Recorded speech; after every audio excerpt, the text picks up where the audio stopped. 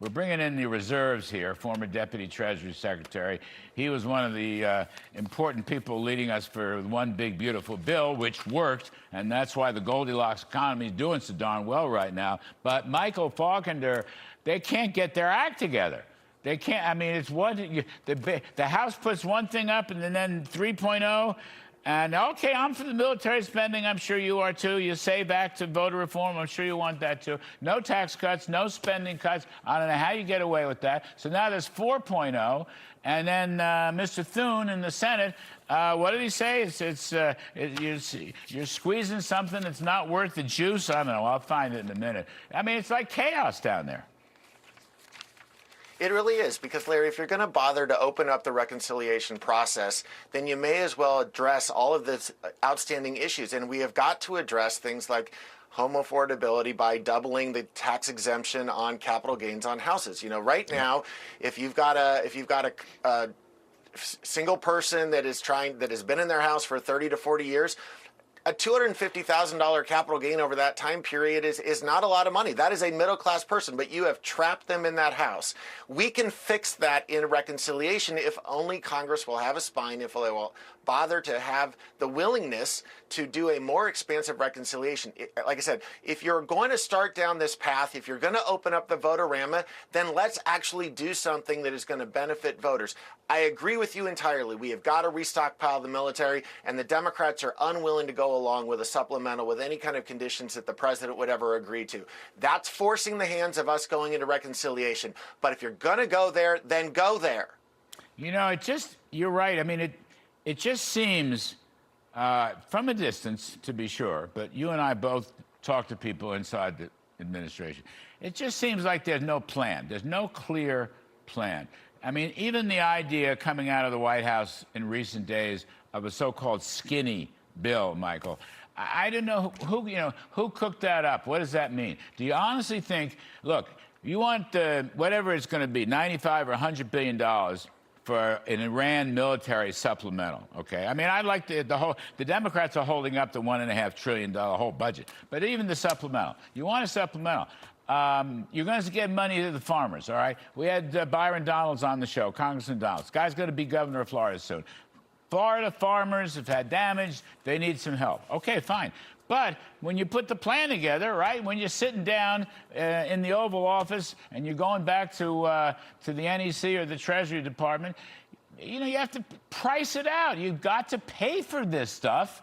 And you know that you have different constituents. It just seems like nobody's really talking to any other inside. The Democrats are hopeless. I get that. It's the Trump derangement syndrome.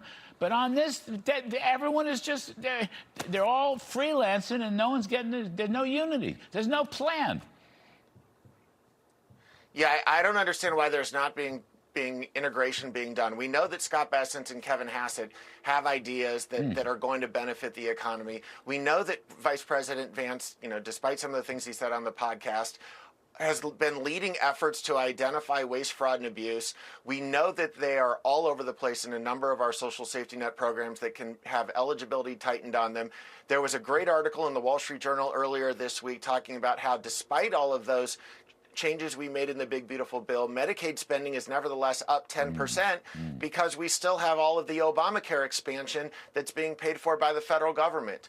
Why aren't we shifting more people into Medicare Advantage if it saves money and is more popular? There are pay-fors on the table. One of the things you and I have discussed, for instance, is why aren't we taking away the municipal bond tax exemption from sanctuary cities?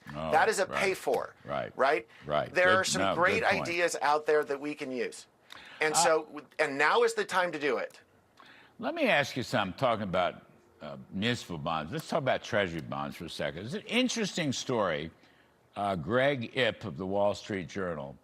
All right, so the Treasury's selling a lot of bonds, all right? We have a deficit. We spend too much. We can talk about that, you know, what to cut in another segment. But his question is, and I asked the same question, we're funding these deficits very short term by selling Treasury bills, not Treasury bonds. Now, you know, good debt management, I think, is bonding out, lengthening the maturities. I mean, interest rates are historically on the low side right now. Why are they selling short Treasury bills instead of extending the maturities to the bond market? Well, if I look at the 10-year, I think it is still a little bit elevated versus where it was prior to the Iran conflict. So if I were advising the Treasury Secretary right now, I would say, let's get beyond the Iran conflict. Let's see risk premia. Let's see long-term rates come down. I would want to see the 10-year come below 4 before we start elongating the weighted average maturity of the outstanding bond issuances. The other piece is, I don't think right now, if you do more on the coupon side, you potentially put more pressure on long-term rates, and long-term rates then tie into mortgage rates. So I'm with Secretary Bessent that until we get a little bit more resolution and we get Kevin Warsh in there demonstrating that he is going to be a deficit hawk, and that will help bring down the term premium, I would say it's a vote of confidence in Kevin Warsh to hold off until he has demonstrated that he is going to contain inflation and bring down long rates. Yeah, I guess so.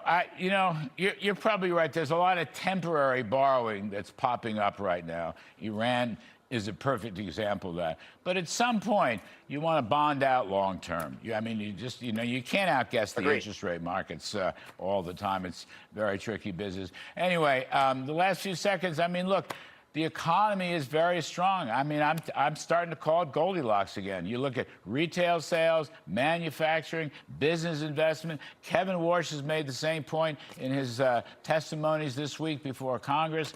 The inflation stuff is coming back down. It's not just gasoline, core prices. It's all sort of closing in on 2%. This is a very good economic story, Mike Faulkender. It very much is. We are seeing the AI expansion take hold. We are seeing improvements in productivity. Contrary to what a number of economists want you to believe, this AI expansion has not been inflationary. As you just said, the headline number had a negative for the month that was released earlier this month on the CPI. Core was flat. We had a great jobs report 2 weeks ago. So it seems like we have employment opportunities where Americans want them. We have inflation contained. I presume that the president will very quickly demonstrate to the Iranians that they cannot just string this out, and he'll get that resolved, and we'll get gas prices again continuing back down. That takes pressure off of CPI, and we'll be at the Goldilocks economy that you were articulating. I'm telling you, Goldilocks is back. She's looking just as cute as ever. Mike Faulkender, thank you ever so much. I appreciate it, buddy. Talk soon.